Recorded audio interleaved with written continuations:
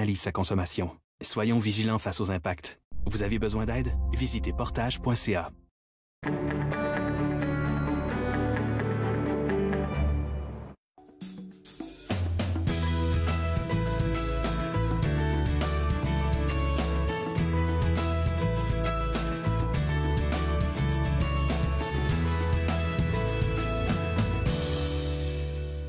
Bonjour et bienvenue à Entre nous, exclusivement sur les ondes de TV Roger. Je suis Claude-Andrea Bonny, je me ferai le plaisir de passer la prochaine heure avec vous. À notre émission, nous recevons régulièrement des représentants de Meat the Keeper et leur but à eux est de sauver des animaux délaissés par les propriétaires en leur offrant des soins et un environnement sécuritaire. À ce propos, je pense que la semaine passée, l'émission elle est déjà sur YouTube et aussi sur le Facebook Live. Donc si vous n'êtes pas connecté sur notre Facebook, vous pouvez juste aller liker la page de Facebook, donc TV Rogers Ottawa. Vous likez juste la page, comme ça vous pourrez avoir des émissions. C'est-à-dire à chaque fois que nous sommes en ondes, à partir de 11h, vous aurez une notification qui vous dit que nous sommes déjà en place et vous pouvez directement suivre l'émission. Je reviens maintenant à Meat the Keeper. C'est un organisme, comme je disais tantôt, qui s'occupe des animaux pour leur apporter des soins et un environnement sécuritaire. Donc si vous aimez les animaux et que vous désirez leur offrir un soutien financier forcément à l'organisme pour l'entretien de ces animaux-là, l'organisme Meat the Keeper vous invite à les encourager en faisant un don. Donc, toutes les contributions sont importantes et sont les bienvenues. Pour en savoir davantage, vous pouvez aller sur le www.meatthekeeper.com ou même vous pouvez visiter leur Facebook. Parce qu'ils ont aussi un Facebook, vous pouvez aller voir tout ce qui se passe de leur côté. En parlant d'émissions et de Facebook Live en rapport avec Meat the Keeper, ce que je voulais vous dire, c'est que vous pouvez revoir l'émission avec Meat the Keeper qui s'est passée le mercredi de la semaine passée, si je ne me trompe pas. On a reçu un serpent boa. Vous imaginez même pas la peur que j'ai eue là, mais c'était vraiment le fun de savoir, de nous informer sur tout le travail qu'ils font là-bas. Donc, si vous voulez contribuer à tout ce qu'ils font, apporter votre don, apporter votre contribution, peu importe laquelle, vous pouvez prendre des informations et puis aller voir tout ce qu'ils font à www.meatthekeeper.com. Il y a toujours des activités intéressantes qui se passent du côté du MIFO. Hier, en parlant de MIFO, hier aussi, on les a reçus à l'émission et il nous a informé sur toutes les activités qui s'en viennent avec eux. En parlant d'activités, on va commencer par la prochaine activité qui s'en vient avec le MIFO, c'est le 19 octobre, donc vendredi. Alors, il y aura une pièce de théâtre basée sur une histoire vraie. C'est l'histoire, je pense, d'un monsieur qui a décidé de faire un voyage tout seul en Antarctique. Puis, on imagine comment c'est froid, comment ça doit pas être facile de prendre cet engagement et de partir tout seul là-bas. Et ce monsieur-là, la pièce de théâtre raconte un peu comment ce monsieur-là a monté son projet, à aller en Antarctique, comment il a survécu. En tout cas, tout ce qui s'est passé là-bas. Je vais pas tout vous dire là, mais Gabriel du MIFO nous a donné quelque peu d'informations par rapport à cette pièce de théâtre-là. Ça s'est passé hier sur notre plateau. Donc, vous pouvez revoir le Facebook Live pour vous informer sur la pièce qui s'appelle Antarctique Solo. Donc, Antarctique Solo, c'est la pièce dont je vous parlais tantôt. Vous pouvez aller voir la pièce, c'est ce vendredi. Donc, pour les informations, www.mifo.ca pour prendre vos tickets, pour vous renseigner sur les activités qui s'en viennent. Mais moi, je vais vous donner une autre activité qui s'en vient. C'est la deuxième édition de la balade transcanadienne, qui se passe le 25 octobre, et c'est, comme elle a dit, ça sera un partage, une découverte musicale, un partage de bonne musique, de bons sons, avec des artistes comme Céleste Lévy, Sophie Pelletier et Amélie Hall. Donc, si vous les connaissez, forcément, vous savez que ça fait de la bonne musique. Donc, si vous êtes intéressé, vous allez encore sur le www.mifo.ca pour prendre vos tickets et puis pour vous informer sur comment tout ça va se passer. Une dernière activité qui se passe aussi le 25 octobre, c'est un cercle de découverte offert par la Galerie d'Art. Donc, il y aura 4 ateliers de 20 minutes qui vous sont offerts, là, des ateliers de peinture acrylique. Je sais vraiment pas ce que c'est, mais vous pouvez aller vérifier avec eux là-bas. La peinture acrylique, l'aquarelle, le dessin et le façonnage d'argile. Donc, si vous êtes quelqu'un qui est assez manuel, il y a une activité pour vous au MIFO pour le 25 octobre. Pour vous inscrire, www.mifo.ca et puis prendre vos tickets, pourquoi pas, pour la pièce de théâtre de ce vendredi et puis pour la balade transcanadienne. Je vais vous parler maintenant de la maison hantée en octobre. Là, Halloween s'en vient, donc on est tous impatients. Il y a le domaine Billings, qui organise un événement. C'est Halloween chez eux. Donc pour l'occasion, la maison va se transformer en maison hantée avec des monstres forcément qui vont sortir de nulle part dans le noir. Là, vous me verrez pas là-bas, mais si vous avez pas peur et que vous aimez affronter vos peurs, je vous invite à y aller. Donc, pour cela, vous pouvez prendre des informations ou prendre vos tickets au Billings Halloween à commercial ottawa.ca. Et pour cet événement-là, le domaine Billings a besoin de jeunes âgés de plus de 14 ans, donc de 14 ans et plus, pour être bénévoles pour cet événement parce qu'ils en ont besoin pour préparer tout ça. Donc, si vous êtes intéressé, Billings Halloween à commercial ottawa.ca pour vous inscrire. Ce 19 octobre aussi, il y a la soirée pyjama qui s'en vient au Musée canadien de la nature. Si vous êtes intéressé par ça, apportez vos pyjamas, vos sacs de couchage. Et puis, informez-vous au www.nature.ca pour prendre vos tickets et puis pour participer à cet événement-là avec vos tout-petits. Il y aura plein de dinosaures là qui vont peut-être vous se réveiller durant la nuit. Donc, si vous n'avez pas peur, vous pouvez aller de ce côté-là.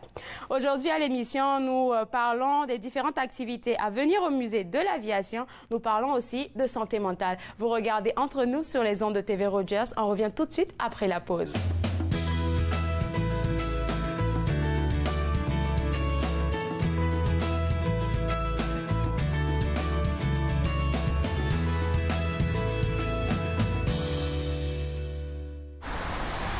Êtes-vous du genre à continuer ou à arrêter? Difficile de s'arrêter quand on est dépendant. La légalisation du cannabis n'arrête pas la dépendance. Elle banalise sa consommation. Soyons vigilants face aux impacts. Vous avez besoin d'aide? Visitez portage.ca. Bonjour, mon nom c'est Amélie et je suis bénévole chez TV Rogers. Pour moi, mon expérience a commencé en tant que bénévole parce que j'étais intéressée à en découvrir un peu plus. Il y a vraiment une aire de famille à Rogers qui ajoute beaucoup à l'expérience. C'est une porte qui s'ouvre, qui en ouvre plusieurs autres et qu'on aime ou qu'on n'aime pas ça, on va en retirer quelque chose. C'est le 22 octobre prochain que les électeurs ouvriront un nouveau chapitre de l'histoire des municipalités de l'Ontario. Afin d'éclairer votre choix, de mieux connaître les enjeux et les candidats de votre quartier, TV Rogers vous invite à regarder la campagne locale. Et le soir des élections, les résultats locaux feront l'analyse en direct de son dénouement. TV Rogers, l'accent local sur l'élection municipale.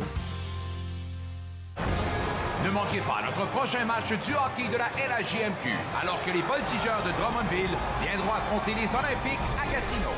C'est un rendez-vous ce vendredi 19h30 sur TV Rogers.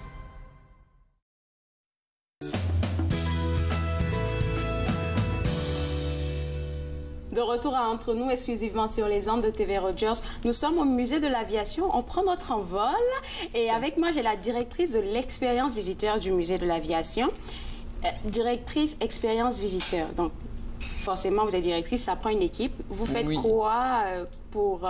c'est quoi l'expérience visiteur, tout simplement? J'ai l'honneur et le bonheur de travailler avec une équipe qui s'occupe vraiment de s'assurer que tous nos visiteurs au Musée de l'aviation et de l'espace se sentent accueillis et qu'ils ont du plaisir lors de leur visite. Donc, ça comprend les guides et les hôtes qui offrent le service aux visiteurs. Ça comprend l'élaboration des programmes scolaires au musée, des programmes éducatifs, des programmes spéciaux aussi.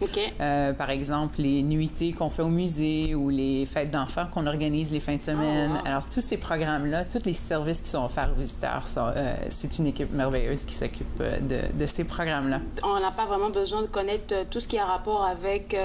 où il faut vraiment être renseigné pour être dans votre équipe? Ça dépend des emplois. Définitivement, une passion pour partager ses propres passions et d'aimer les visiteurs et de toujours regarder offrir plus pour les visiteurs. Super. Oui. Alors, avec vous, on parle c'est bientôt la journée du souvenir. Oui. Puis, il y a des activités qui s'en viennent chez vous. Exactement. Alors, puisque notre musée présente l'histoire de l'aviation au Canada et de l'aérospatiale aussi, parce qu'on a une section sur l'espace. On se prépare le jour du souvenir et la semaine du souvenir est importante pour nous. Alors, on a une foule d'activités de prévues qui commencent dès le 4 novembre, ou en fait le 3 novembre, les fins de semaine du 3-4 et du 10-11 novembre. On a des activités qui vont commémorer le jour du souvenir une semaine avant. Donc, ça inclut un concert sur le thème du souvenir, avec la musique centrale des Forces armées canadiennes et l'harmonie du Governor General's Foot Guards. Alors, ils offrent un concert qui s'intitule « Nous nous souviendrons d'eux ». On a une cérémonie pour commémorer le jour du souvenir aussi et plein d'activités pour les jeunes et les adultes, incluant des bricolages, un atelier d'étampes sur les avions historiques. Les enfants vont adorer ça. Oui, exactement, exactement. Les gens peuvent construire leur propre livre de poésie, des poèmes au chant d'honneur de John McCrae et de L'aviateur disparu de Nelson Moses. Alors, on en apprend, on passe des messages éducatifs sur la signification du jour du souvenir par des activités ludiques. OK, donc ça sera les fins de week-end du 3 et du 4.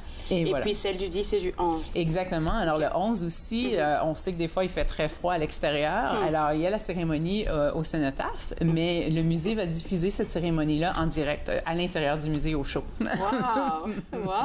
Ouais. Donc, on est bien gâtés. C'est au cas où on n'a pas envie d'être à l'extérieur, c'est bien ça? Exactement, exactement. Et les gens peuvent en profiter pour visiter notre collection et nos expositions. En même temps. Super. Oui. Mais il y a des fêtes aussi qui s'en viennent. Hein? Est-ce qu'on nous prépare quelque chose pour... Absolument. Les fêtes sont très importantes pour nous. Alors, dès tout le mois de novembre, il y a des activités spéciales, pas seulement pour les jours du souvenir, mais aussi on a un spectacle de magie avec un maître illusionniste pour les enfants. Les billets sont encore en vente sur notre site web et ça nous amène déjà au début décembre. Et dès le début décembre, on lance notre programmation des fêtes qui comprend une activité spéciale pour les enfants qui recrée la lancée de bonbons dans le ciel de Kuujjuaq, qui est basée sur une histoire vraie. Et les enfants recréent l'histoire du pilote Johnny May qui amenait des bonbons et des petits cadeaux aux enfants des villages inuits dans le Nord. Comment ils vont recréer ça? Quel outil est-ce qu'ils auront avec vous pour créer cette histoire? Alors, le programme se déroule dans le théâtre et les enfants apprennent l'histoire de Johnny May à travers la lecture du livre,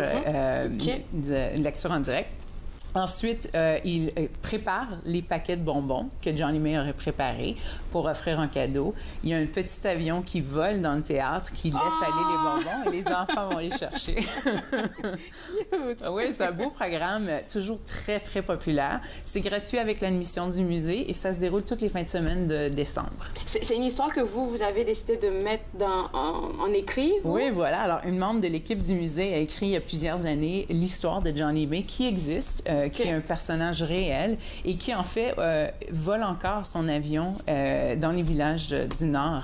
Absolument. Et oui, voilà, à chaque année, il le fait. On a reçu Johnny May l'an dernier parce que Radio-Canada avait décidé, CBC, de recréer l'histoire de Johnny May, mais en dessin animé à la télévision. Donc, cette année, pendant le temps des fêtes, on va aussi diffuser au musée l'émission spéciale. Et pour l'occasion, pour la programmation des fêtes, les enfants vont rentrer dans la peau de ce pilote-là. Exactement. Super. Exactement. Et puis, il y a une nouvelle exposition, je pense aussi, qui s'en vient. Oui, on est très chanceux, alors. Il y a beaucoup de choses qui se passent. OK, d'accord. 2018 marquait notre année de l'espace parce que le Canada est prochain en liste pour envoyer un astronaute dans l'espace, David Saint-Jacques. Alors, dans le but, on a célébré tout ce qui était espace cette année et on conclut l'année avec l'ouverture d'une mini-exposition sur le plancher du musée qui s'intitule Canada dans l'espace. Donc, c'est vraiment pour souligner les apports du Canada dans le programme spatial ou aérospatial. Sur le point de vue des astronautes, bien sûr, de rencontrer les astronautes, de voir la combinaison spatiale de Julie Payette, Marc Garneau, la combinaison So-Cool. Ils sont là, les astronautes? Les astronautes, on espère qu'ils vont venir faire la visite, mais Mme Payette est bien sûr très occupée en tant que gouverneure générale. Mais on a aussi des satellites, un modèle du satellite Alouette, qui est le premier satellite canadien à avoir été développé dans les années 60. Wow. Et on a aussi la robotique. Donc, bien sûr, au musée, on peut voir le bras canadien, le Canadarm, Alors, plein de choses. L'exposition sera lancée au cours du mois de décembre. D'accord. Et on pourra voir, c'est ça, des objets personnels qui ont appartenu aux astronautes. Avec des explications peut-être en bas. Oui, exactement. Un modèle réduit de la capsule Soyouz qui est encore à ce jour utilisée par les astronautes. Je ne sais pas ce que c'est que la capsule Soyouz. La capsule Soyouz est c'est le moyen de transport pour se rendre dans l'espace maintenant que le programme des navettes est arrêté aux États-Unis. Oh, beaucoup de choses qui s'en viennent avec vous. Oui. Et puis, moi, je vais revenir un peu en arrière de notre discussion par rapport au livre. Est-ce que c'est quelque chose qu'on peut avoir avec vous au musée? Oui, bien sûr. Le livre est en vente à la boutique du musée. OK. La lecture se fait lors du programme aussi, donc et il est disponible dans les 2 langues. Le livre est aussi écrit en Inuktitut, donc qui est le langage écrit inuit. Et c'est ça, il est en vente. L'histoire est recréée à travers le livre, mais aussi le programme. OK. Bien, merci beaucoup pour toutes ces informations. Puis je sens que votre équipe a beaucoup de choses à faire, beaucoup de choses à préparer. On a ça à t'occuper. Merci beaucoup. Merci beaucoup. Alors, j'étais avec la directrice de l'expérience visiteur du Musée de l'Aviation, avec elle on a parlé de la Semaine du souvenir qui s'en vient du 3 au 11 novembre. Il y a des activités qui se passent avec eux. Donc, rendez-vous sur le site web pour vous informer, prendre vos tickets et participer à tout ce qui se passe avec eux. On va prendre une toute petite pause et juste après la pause, on parle de santé mentale avec des représentants de la SPO. Vous regardez Entre nous sur les ondes de TV Rogers.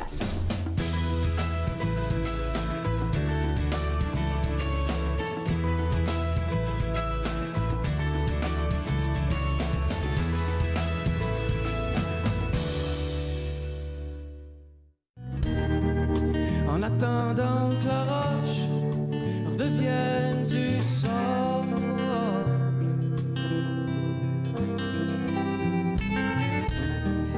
en attendant que les mots redeviennent des oiseaux,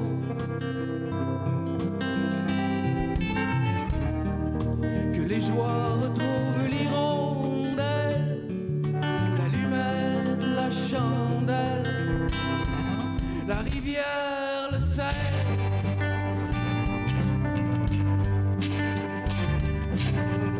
Tu dis de tenir mes promesses, d'être à l'affût de mes faiblesses. Mais je suis comme un chien au bout d'une laisse qui tire dessus pour aller voir.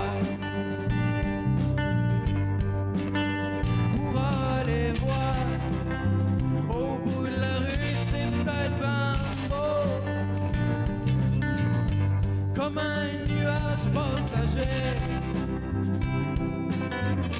ou comme la langue chaude des vents de l'été.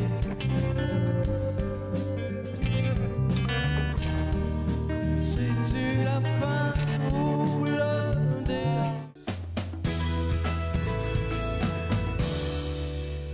De retour à Entre nous, exclusivement sur les ondes de TV Rogers. Je suis avec des représentantes de la SPO que j'adore parce qu'ils sont tellement gentils, ces madames. Avec vous, on parle de santé mentale. C'est bien ça. Plus précisément de stigmatisation, d'assez spécifique. Mais on va faire une mise en contexte, encore une fois. Santé mentale et puis maladie mentale, il y a une différence. Il y a une différence parce que souvent, les gens croient que on a santé mentale à un côté, maladie mentale de l'autre, puis on est en quelque part entre les deux. Oui. Premièrement, tout le monde a une santé mentale. Puis deuxièmement, on peut avoir une bonne santé mentale et puis on peut avoir une mauvaise santé mentale. Quand on parle de maladie mentale, à ce moment-là, ce qu'on parle de, c'est un diagnose porté par un médecin. Alors, il y a des critères très particuliers qu'un médecin doit déterminer pour donner un diagnostic de maladie mentale. Okay. Et deuxièmement, avoir une maladie mentale, ça ne nous empêche pas d'avoir une bonne santé mentale. Ça, là, c'est comme pas cohérent pour moi parce que... Mais c'est pas sur un spectrum, comme elle disait. Okay. C'est plus comme un cadran, parce que c'est plus comme le diabète. Je peux avoir un diagnose de diabète, alors je rencontre un certain nombre de critères, mais je peux vivre ma vie pleinement dans tout son ensemble. Avoir une bonne qualité de vie. Avec une maladie comme le diabète. Et une maladie mentale peut être la même chose. Je peux avoir une diagnose d'une maladie mentale et vivre ma vie dans toutes ses facettes, dans tous ses contextes. OK, je comprends. Mais aussi, je peux avoir... Lorsque c'est bien géré, lorsqu'on va chercher de l'aide, lorsqu'on peut-être prendre des médicaments, suivre une thérapie, avoir du counseling, on peut avoir une bonne santé mentale avec tout ça malgré un diagnostic de maladie mentale. Puis de l'autre côté de la médaille, je peux avoir une mauvaise santé mentale sans avoir un diagnose. On passe tous des moments difficiles dans la vie. Ça ne veut pas dire qu'on a une maladie. Ça veut simplement dire qu'on passe un moment difficile, puis à ce moment-là, notre santé mentale est moins bonne. Puis des fois, il faut aller chercher de l'aide. C'est ça. Donc moi, si je veux faire cours santé mentale, on pourrait dire que ça équivaut à la santé physique. Parce que je peux avoir une bonne santé physique. Oh. OK, c'est bon, moi, je compris là. Et puis, je pense que par rapport à ça, on a... Bon, vous faites une campagne. Alors, la campagne s'appelle « Le temps d'en parler », parce que c'est le temps d'en parler. Pendant longtemps, on n'en a pas parlé. C'est plus que temps d'en parler. Oui, c'est ça. C'est quand même tabou de parler jusqu'à présent. Hein, donc pour susciter la discussion, puis pour soutenir ces conversations, nous avons créé 3 séries de vidéos. Une série est voulue pour les parents, pour les outiller à avoir ces conversations-là avec leurs jeunes. OK, je comprends. Parler de santé mentale. Pareil comme on parle de toutes sortes de choses avec nos enfants. Il y a un autre volet qui est pour les milieux de travail. Donc, la santé mentale ne nous laisse pas quand on rentre au travail. C'est vrai, oui. Puis, il y a des choses qui vont soutenir notre santé mentale au travail, puis il y a des choses qui vont nous faire du tort à la santé mentale. Puis, dernièrement, on a une série, puis c'est de celle-là qu'on vient aujourd'hui, qui présente 5 éléments qui sont assez importants pour la santé mentale, pardon. Puis aujourd'hui, le thème en particulier qu'on aborde, c'est la stigmatisation. La stigmatisation. Puis le contexte, c'est que plus tôt, au mois d'octobre, c'était la semaine de sensibilisation aux maladies mentales. D'accord. Et puis souvent, c'est la stigmatisation qui empêche les gens d'aller chercher de l'aide et de continuer à avoir de la difficulté parce qu'ils ont carrément peur des jugements. De jugements et d'en parler. Et d'en parler. Donc, c'est un peu ça. La stigmatisation, c'est comme ça qu'on pourrait la définir. Avoir peur, c'est ça, d'en parler? Bien, à vrai dire, la stigmatisation, c'est un ensemble de croyances négatives, de préjugés envers un groupe de personnes. Et puis, il y a des groupes de personnes qui sont... ciblés par la stigmatisation, soit à cause de leur orientation sexuelle, leur genre, religion, mon Dieu, plein d'autres raisons, comme les maladies mentales, entre autres. Puis, quand que tu es ciblé par la stigmatisation, bien, les gens se sentent plus stressés ou se sentent même désespérés. Puis ils ont honte. Ils sont pas à leur place, en fait. Ils se sentent jamais à leur place. Et puis, c'est difficile pour eux d'aller chercher l'aide. Fait que d'où vient l'importance, justement, de réduire la stigmatisation entourant les maladies mentales. Je pense qu'on a un petit clip vidéo pour en parler un peu. Pour l'expliquer. OK. Vous êtes-vous déjà senti rejeté ou jugé par les autres parce qu'ils pensaient que vous étiez différent? Peut-être avez-vous déjà vécu de la discrimination. Comment cela vous a-t-il affecté? Vous êtes-vous senti incompris, mal à l'aise, isolé ou même effrayé? Voilà comment on peut se sentir quand on est stigmatisé. Mais qu'est-ce que la stigmatisation? La stigmatisation est un ensemble de croyances négatives et de préjugés envers un groupe de personnes. Elle désigne également des comportements néfastes à leur endroit. Beaucoup de gens sont stigmatisés à cause de leur race, de leur religion, de leur orientation sexuelle, de leur genre. C'est de ça qu'on parlait tout à l'heure, de stigmatisation. Mais là, je pense que ça vient, comme on a parlé, de préjugés. Donc, préjugés équivaut un peu à des mythes, des trucs, des affaires qui ne sont pas surtout vraies souvent. Hein. Bien, des mythes, d'habitude, c'est ça. C'est des préjugés. C'est versus réalité. Oui, OK. Fait qu'on a 5 mythes qu'on aimerait juste passer au travers. Il y en a probablement plus, là. Mais les principaux qui contribuent à la stigmatisation entourant les maladies mentales. D'accord. Puis, un des premiers mythes, c'est les personnes vivant avec une maladie mentale sont violentes et dangereuses. si on entend ça. Excusez-moi, mais c'est ce que je me suis toujours dit. Parce que, oui, c'est vrai, parce que tu sais pas comment est-ce qu'ils vont réagir, comment... C'est ça. Mais à vrai dire, c'est faux. C'est faux, parce qu'en tant que groupe, les personnes vivant avec une maladie mentale ne sont pas plus violentes ou dangereuses que des personnes de tout autre groupe. Puis, en fait, elles peuvent être susceptibles d'être victimes de violences elles-mêmes. Donc, ça, c'est vraiment un mythe très important. Puis c'est pour ça, quand on parle de conseils au niveau de réduire la stigmatisation, de vraiment réfléchir à nos propres sentiments, comme tu viens de mentionner, envers les gens qui vivent avec une maladie mentale, les préjugés. Puis, quels sont nos préjugés? Parce que on en a toutes, mais quels sont nos préjugés, quels sont nos sentiments envers ces personnes-là, et puis de réfléchir à ça, parce que ça contribue justement à rendre ces gens-là stigmatisés et les empêcher d'aller chercher l'aide. Donc, ça, c'est un cercle vicieux qu'il faut vraiment briser.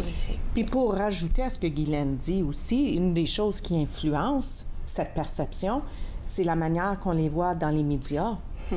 Les médias ne présentent toujours pas le meilleur portrait. C'est pas toujours exact ou juste. Donc ça, c'est très important, comme ne pas toujours s'arrêter à ce qu'on entend dans les médias, là, parce que c'est vraiment... Puis on s'entend aussi que dans les médias, c'est souvent du sensationnalisme. Et puis on vise ou on va refaire ressortir un cas en particulier. Mais ça, c'est pas représentatif c'est vrai. De tout le monde, là. C'est tellement vrai. Puis on a 5 mythes dont on veut parler aujourd'hui. On en a parlé d'un. On va prendre une toute petite pause. Et puis,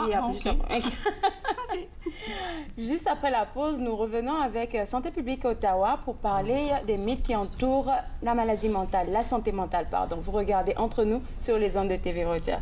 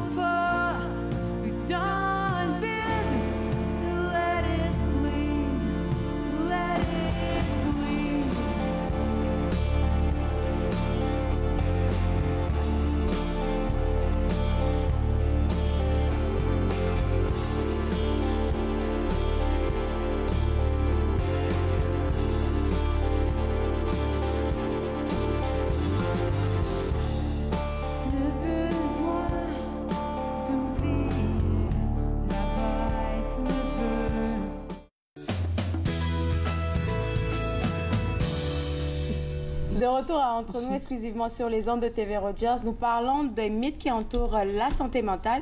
Le premier mythe, c'est que, vous avez mentionné ça tantôt, c'est que les personnes qui sont atteintes de santé, qui ont une mauvaise santé mentale ou une maladie mentale sont violentes et dangereuses, ce qui n'est pas vrai du tout à la base. Il faut fouiller, chercher exactement ce qui se passe d'abord. OK.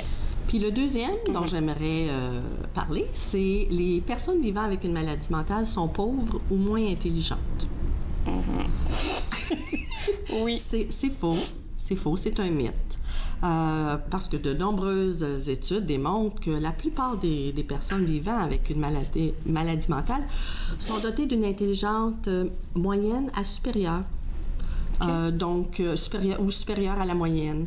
Fait que la maladie mentale, comme la maladie physique, peut toucher n'importe qui, n'importe quand, qu'importe le niveau d'intelligence, le revenu, la classe sociale. Donc, ça aussi, c'est un autre mythe. Fait que c'est pour ça que, comme conseil, il est important de s'informer sur les maladies mentales. Sérieusement, oui. Et puis, faut vraiment baser nos impressions, nos jugements sur des informations exactes.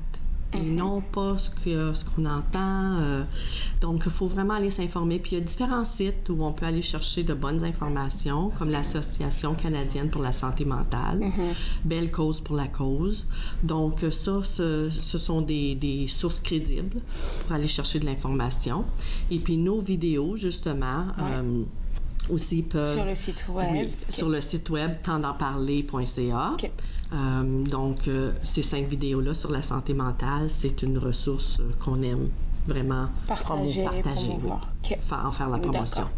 Donc, la prochaine, c'est qu'une personne qui a une maladie mentale, c'est causé par une faiblesse personnelle. Donc, ils sont responsables de leur maladie. D'où vient, on entend, ben voyons, là. Alors, prends-toi, là, tout va bien aller.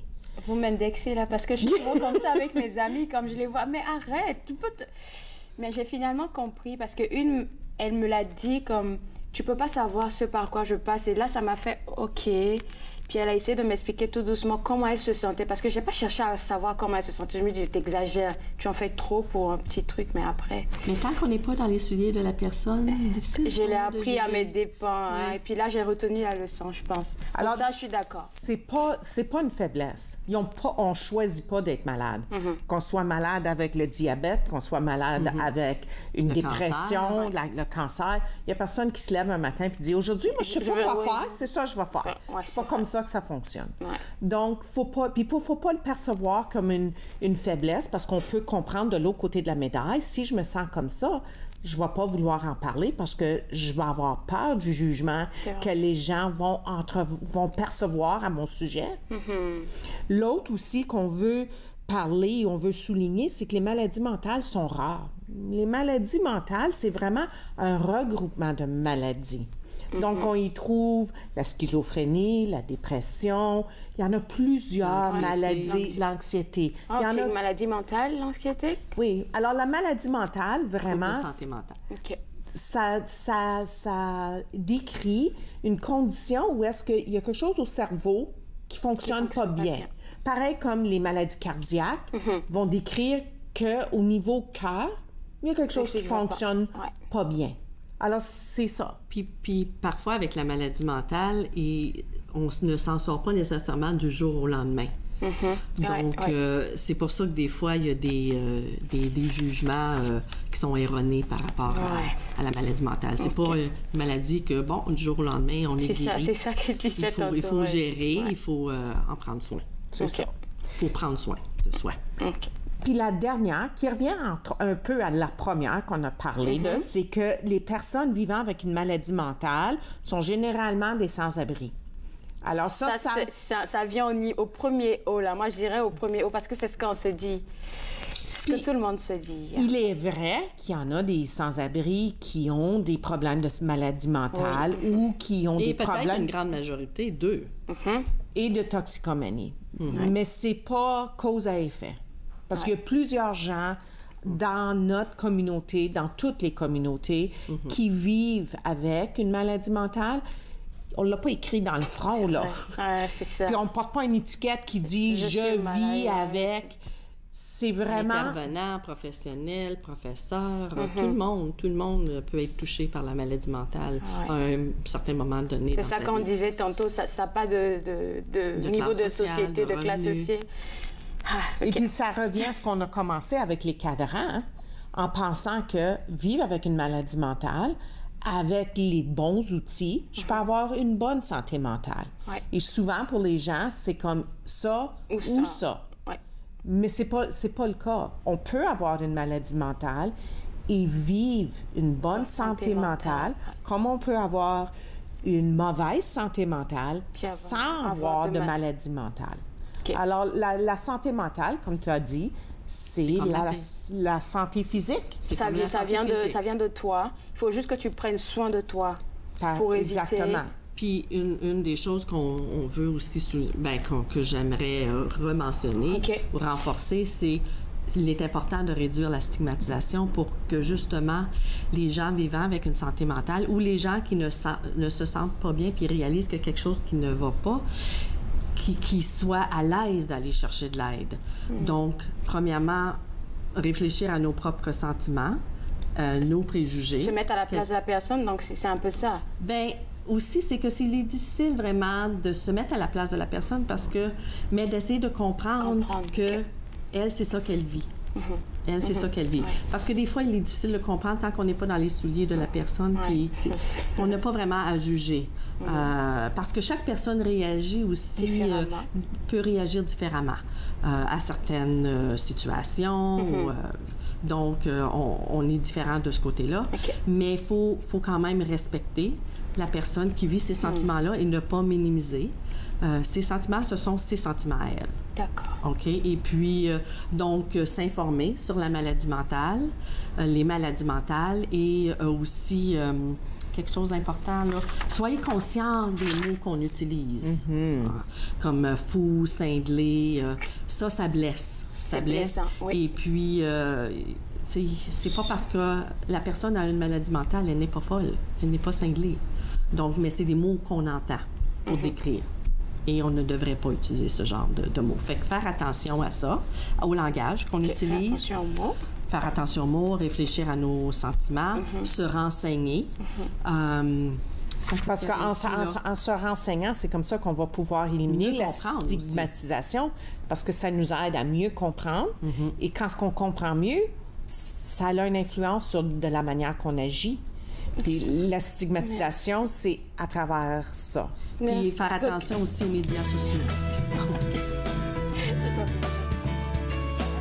On revient tout de suite après la pause. Le dernier est important.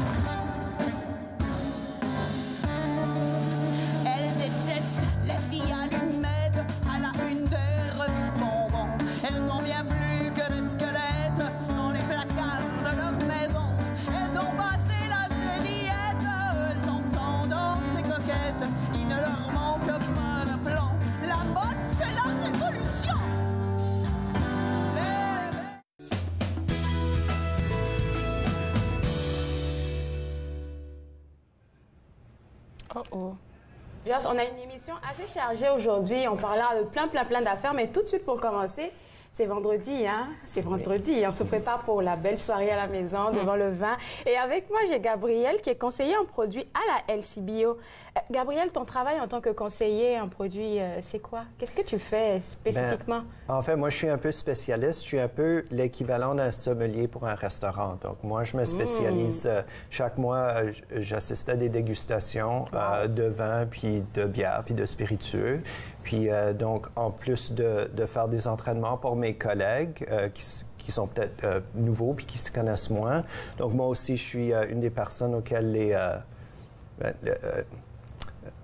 les personnes références, peut-être? Oui, je suis une référence pour les personnes qui viennent magasiner chez nous, c'est ça. OK. Et puis, toi, ton département, c'est le département des... Vintages, ça s'appelle. OK. Vintage, peut-être, quand OK, bien, on va dire le département des vins. Oui, donc, tu es spécialiste en vin, c'est ça? Donc, 2 fois par mois ou 2 semaines, on reçoit une livraison. On a à peu près 100, 150 nouveaux vins, mais en quantité limitée chaque fois.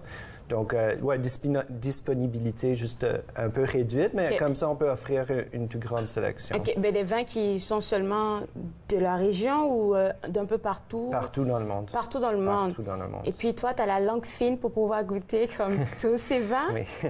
Il faut que quelqu'un s'y mette. D'accord. Je me suis porté volontaire. D'accord. Donc, aujourd'hui, tu nous as apporté des vins qu'on est censé déguster. Et puis là, on va commencer avec lequel? On va commencer avec le Bourgogne. Donc, chaque mois, en plus de nos 2 livraisons, on met en vedette 2 vins. Donc, un vin du Nouveau Monde, puis un vin européen. Un vin du Nouveau Monde, c'est-à-dire un nouveau vin? N'importe où, sauf l'Europe.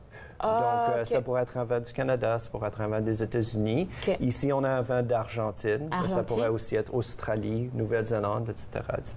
J'ai pas bien saisi. Celui-là, il est d'Argentine et celui-là, il est d'où? De France. De France. De France. OK, d'accord. Mais les Français, ce sont des... Ils se connaissent un peu en vin. Hein? Ça fait un petit bout qu'ils cultivent la vigne puis qu'ils font du vin. OK, puis là, tu as déjà dégusté à ça, hein, forcément. Celui-ci, oui. En fait, ça fait plusieurs années de suite qu'on reçoit celle-là, Maison Roche de Belen. C'est Bourgogne. Bourgogne, c'est une région à l'intérieur de la France qui se rapproche peut-être de la frontière de l'Allemagne. OK? Il fait assez froid. On y cultive 2 cépages, donc 2 variétés de raisins. OK. Un rouge, le Pinot Noir. C'est celui-là qu'on va déguster.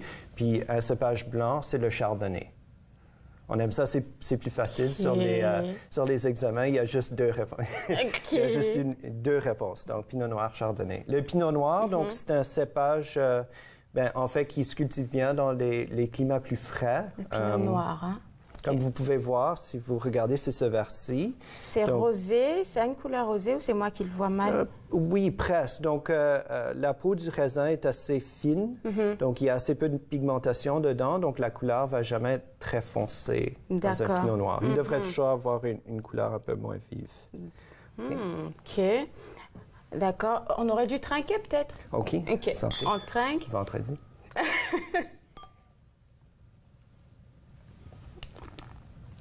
C'est doux. C'est juste doux. C'est pas fort. Donc, le pinot noir, oui. Donc, cépage, si on cherche un vin un tout petit peu plus léger, un peu moins corsé, comme on dit, le pinot noir, en fait, c'est toujours un très bon choix. Taux d'alcool un peu moins élevé. Oui. Parce que le cépage est un peu plus fin. On va le laisser moins longtemps dans des barriques de chêne ou dans d'autres choses. D'accord. Donc, il va garder une certaine finesse. D'accord. Donc, ça, c'est le pinot noir. Et j'ai une question personnelle par rapport à ma propre compréhension. Quand on prend un vin et que c'est écrit comme 2016 ici, ça veut dire que... Qu'est-ce que ça veut dire? Donc, ici, ça veut dire que c'est 100% de la récolte de l'année 2016. Qui a été produite en... OK. OK, pour la France, ça veut dire que c'est 100% de la récolte 2016. Pourquoi cette distinction? Pour certains autres pays, quelquefois, ça n'a pas besoin d'être 100%. Ça a juste besoin d'être, disons, 85%. Okay. Ça pourrait juste... La grande majorité des raisins ont été cultivés dans cette année-là. D'accord. Et puis là, le pinot noir, comment est-ce que tu nous conseillerais de le boire chaud ou... Juste dans on peut le mettre au frais? C'est quand même subjectif, donc c'est au goût de la personne. Moi, je le préfère un tout petit peu rafraîchi, donc la température d'un cellier à vin, c'est 10, 12, 14 degrés, disons. Donc moi, je le sortirais peut-être une demi-heure, 1 heure à l'avance pour qu'il soit vers 16 à 18 degrés. Wow. Ça, c'est si on veut être vraiment scientifique là-dedans.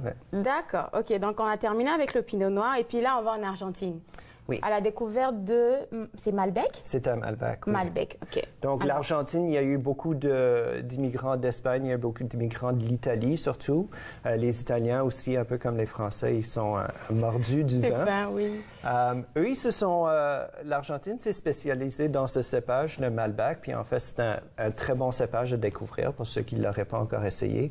Okay. C'est un autre cépage qui vient de France, mais qui vient de la région de Bordeaux. Un peu moins connu que le Cabernet Sauvignon ou le Merlot. Ça, c'est 2 genres cépages vedettes. Le Malbec, un tout petit peu moins connu. Mais il s'apparente un peu à ces 2 cépages-là. Donc, il est plus corsé, il est plus costaud. Il se laisse très bien comme mûrir en barrique de chêne pendant plus longtemps. Puis, donc, taux d'alcool un peu plus élevé, un peu plus puissant. D'accord. L'Argentine, il fait très chaud, beaucoup de soleil. Oui. Donc, on va en fait rechercher des vignobles en altitude très élevée. OK? Wow. Donc, celui-ci, on parle de à peu près 1000 mètres d'altitude. Donc, pour que le climat soit un tout petit peu plus frais. D'accord. Et puis là, c'est des raisins comme rouges qui Oui, sont aussi. utilisés Donc, comme on celui-là? devrait peut-être voir qui est comme, si on regarde sur la feuille blanche, ça nous permet de bien voir. Comme on voit déjà que la robe est le pas reflet. pourpre, mais déjà un peu plus opaque puis un peu plus rouge. Oui, il est foncé, beaucoup plus foncé que celui-là. Okay. D'accord, on va y l'essayer. aller. Santé. OK. Ah, il y a un petit goût, je ne vais pas dire exotique, mais ça picote un peu. C'est un peu plus lourd oui, définitivement. que celui-là. Plus costaud, plus corsé, comme on dit. Plus corsé, oui, hein? Une petite note de fleurs dedans que j'aime beaucoup, par exemple, que je trouve qu'on le retrouve souvent dans le Malbec. C'est très intéressant. D'accord. Lequel des deux tu nous conseillerais pour un fromage, avec un fromage? En fait, ça dépendrait du fromage. Donc, si c'était un fromage donc âgé dur, comme dans des cheddars plus âgés, je pense que j'irais avec le vin un petit peu plus comme un peu plus corsé? Oui. Okay. Celui-ci, je le conseillerais plus avec les fromages affinés, genre brie, camembert, quelque chose comme ça. Peut-être vous aviez noté qu'il y a une petite note terreuse dans le pinot noir. Donc, ça va très, très bien avec des fromages comme brie, camembert, qui eux aussi, ils ont comme un arôme et un goût de champignon. Donc, ça ferait un très bon accord. Merci, Gabriel. On va prendre une petite pause. Okay. C'est bon? OK. Alors, on prend une toute petite pause et juste après la pause, après les vins, on passe au cocktail. Vous regardez Entre nous sur les ondes de TV Rogers.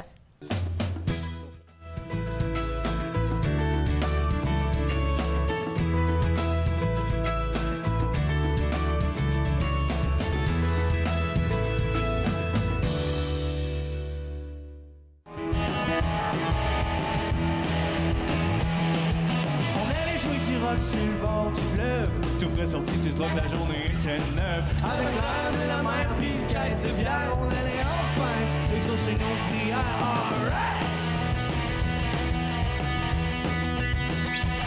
Et là tu vois que tu débarques, pis t'as vraiment l'air en beau joie de vert. Tu crashes le vibe, tu gueules à tu tête, retourner dans Warville, laissez tomber tranquille.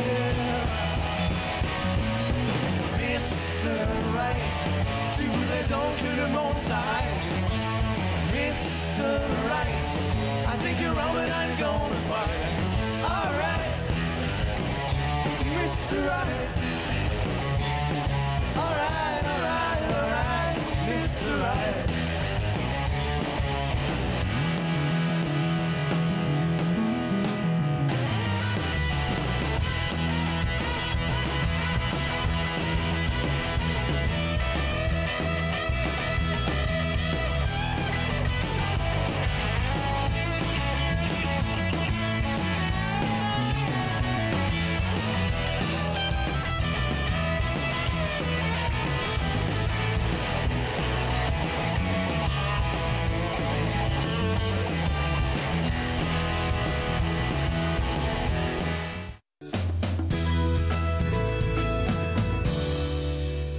De retour à Entre nous, exclusivement sur les ondes de TV Rogers. J'ai gardé Gabriel avec moi de la LCBO. Puis là, on passe maintenant au cocktail. On a terminé avec les vins, on passe au cocktail. Oui. D'accord. Puis aujourd'hui, tu nous présentes un cocktail qui s'appelle... La récolte d'automne. Ah, donc ça, on est en plein dans l'automne, là. Oui. Okay. Donc, chaque mois, en fait, si vous voulez visiter notre site web, comme d'habitude, lcbo.com, vous cliquez sur spiritueux, puis chaque mois, donc, ils ont un différent cocktail qui est mis en vedette. Et puis, c'est des cocktails que toi, tu essaies forcément, hein? Ben, il faut. D'accord. Alors, tu me dis que moi, j'allais faire un cocktail aujourd'hui? Oui, ben, j'allais montrer comme c'est facile, celui-ci, à assembler, en fait. J'espère. OK, donc moi, j'ai déjà fait le mien à l'avance, juste parce que j'étais pressé de le déguster. Il va goûter pareil que le tien? Faudrait pas que je me... Moi, il va être un petit peu plus froid, c'est tout. D'accord. Alors, on y va? On va commencer. Donc, celui-ci, la récolte d'automne. Donc, on voulait mettre en vedette un peu l'automne. Puis, c'est le temps des pommes.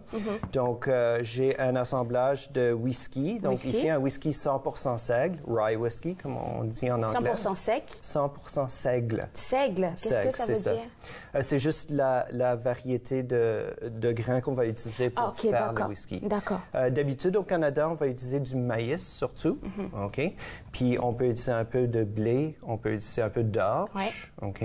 En fait, la règle pour être rye whisky, whisky du seigle, est assez, disons, est peu stricte. On peut juste avoir 1 ou 2 % seigle dans la recette, puis on peut mettre le mot rye sur la bouteille. Mais celui-ci est 100 %, donc il montre vraiment comme les notes épicées qui sont distinctives du seigle. Donc, je vais te demander de prendre ça, puis on va mettre 1,5 once du whisky dans le verre. 1,5 once? Oui. OK. Donc, juste après, tu prends ma place ici? Tu prends ma place? OK. Parce que là... Donc, je la remplis ça, c'est totalement. 1 once, donc vous le remplissez, puis là, ajoutez un petit splash, un tout petit splash après. Est-ce que vous me regardez? Oui. C'est bon? Oui, c'est bon. OK. Tout de suite dans le verre. Donc, on met... comment ça s'appelle, cette affaire-là? Comment est-ce que ça s'appelle? Je ne sais pas comment dire. Je vais dire le petit verre. Oui, le petit on verre. le met comme... Oui, on en met un. exact, parce que j'ai... une cuillère. J'ai une cuillère ici pour le brasser. Donc, après. je dois la mettre encore? Oui, juste une demi. D'accord. Une demi. D'accord. Parfait. Puis après, on va mettre 3 onces de cidre de pomme. OK. Du cidre de pomme. C'est des affaires qu'on peut trouver sur le marché. Ça, c'est assez... Oui, surtout mois d'octobre, mois de septembre, mois d'octobre, mois de novembre. C'est facile. Donc, juste un seul? 3 fois. OK. Ouais. 3 fois. Mais il faut diluer quand même 1,5 once de whisky. C'est assez fort, 40-45 %. Je l'ai senti, c'est vraiment fort. D'habitude. Donc, 1, 2 et 3. Parfait. OK. OK. Puis là, on va mettre 2 onces de jus de grenade. Jus de grenade, d'accord. Oui. OK. Donc, comme ça, on a le sucré, puis un peu d'opacité donnée par le cidre de pomme. Puis, est-ce que, dépendamment de la personne qui fait son cocktail, on peut comme changer le dosage pour quelqu'un qui n'est pas trop alcool, au lieu d'en mettre comme deux affaires de whisky? OK. Oh, oui. OK. Donc, 2 de... OK. Et vous pouvez brasser maintenant. D'accord. Il y a une manière spéciale de le faire ou je peux juste non, comme... Non. D'accord. Pas de technique spéciale pour ça. Ici, vous pouvez le garnir avec des tranches de pommes, par exemple, ou peut-être même... Tremper des tranches de pommes dedans? Oui. Ben, on les mettrait sur un petit comme cure-dent ou quelque chose en éventail. Je pense que ce serait parfait. OK. Pas de problème. On a fait le cocktail. Santé une troisième fois. Santé.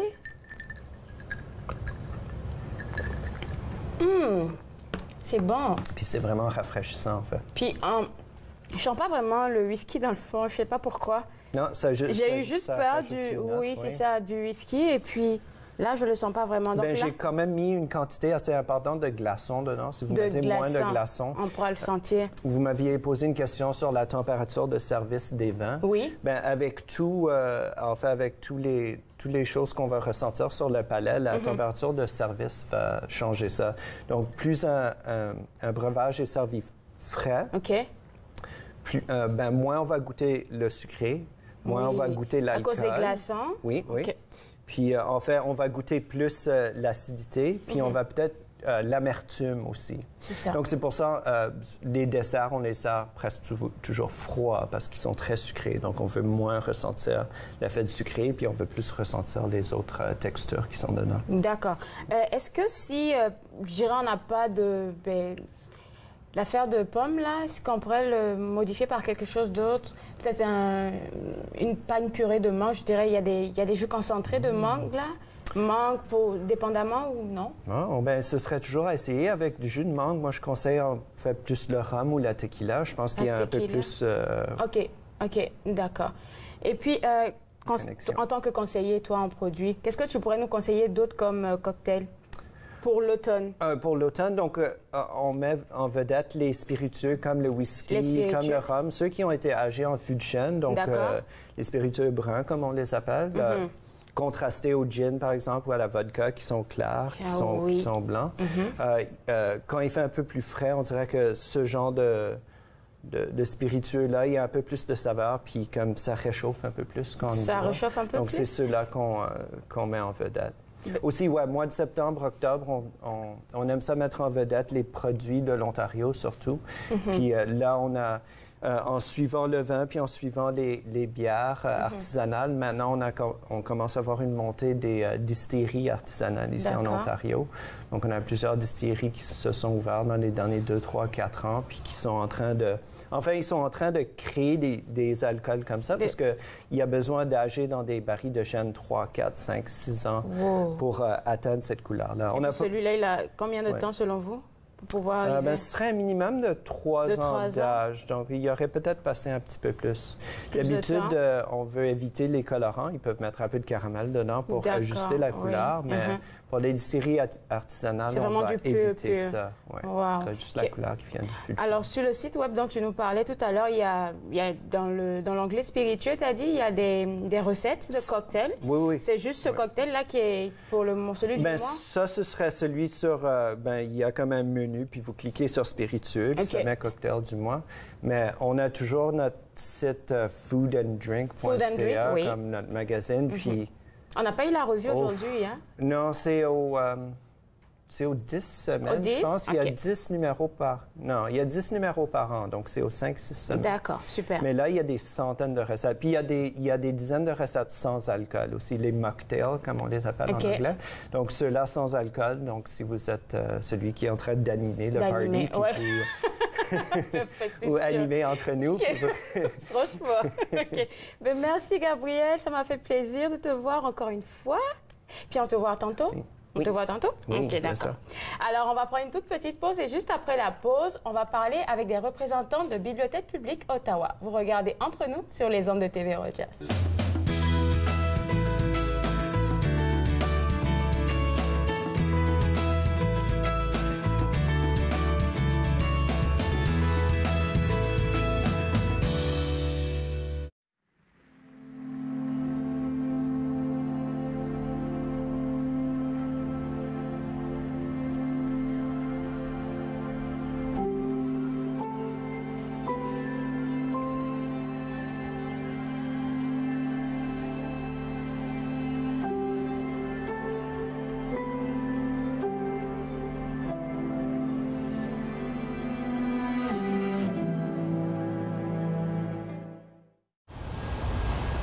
Sur le noir, ça va paraître, ça va être plus facile. C'est pour ça que j'ai mis le noir auparavant.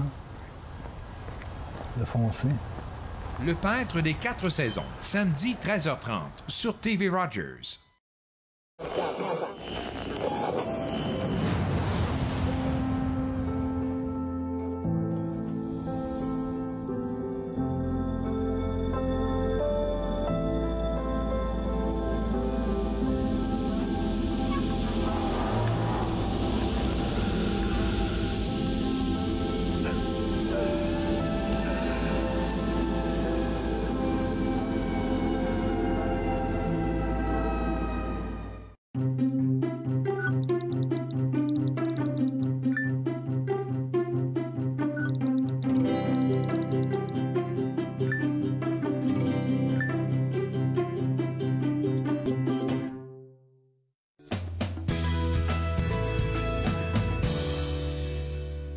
De retour à Entre nous, exclusivement sur les ondes de TV Rogers.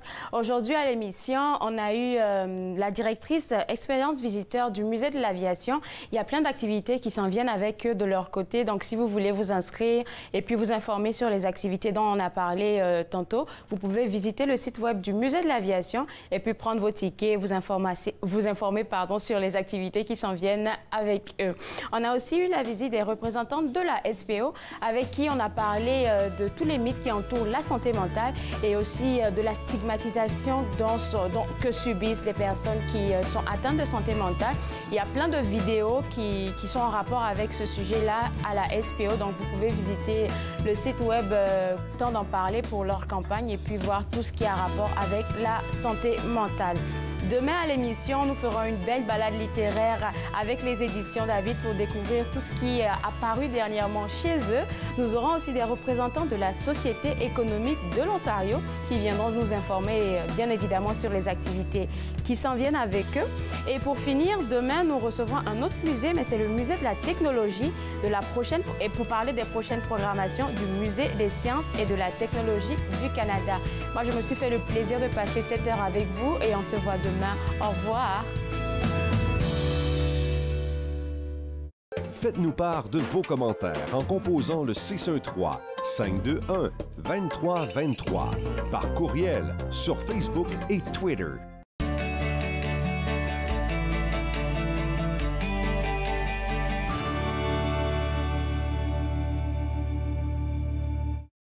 Je m'appelle Daniel, je suis bénévole à TV Rogers. L'atmosphère à TV Rogers, c'est vraiment relax. Je m'ai fait accepter très vite, puis je m'ai fait de nouvelles amies. Qu'est-ce que j'ai aimé à TV Rogers, c'est filmer des jeux de hockey, puis m'apprendre des nouvelles façons de travailler. Assez ton mieux, venir aider, n'importe quoi, de continuer, d'arrêter, de pas d'arrêter. On est tous ici pour vous aider. C'est le 22 octobre prochain que les électeurs ouvriront un nouveau chapitre de l'histoire des municipalités de l'Ontario. Afin d'éclairer votre choix, de mieux connaître les enjeux et les candidats de votre quartier, TV Rogers vous invite à regarder la campagne locale. Et le soir des élections, les résultats locaux feront l'analyse en direct de son dénouement. TV Rogers, l'accent local sur l'élection municipale.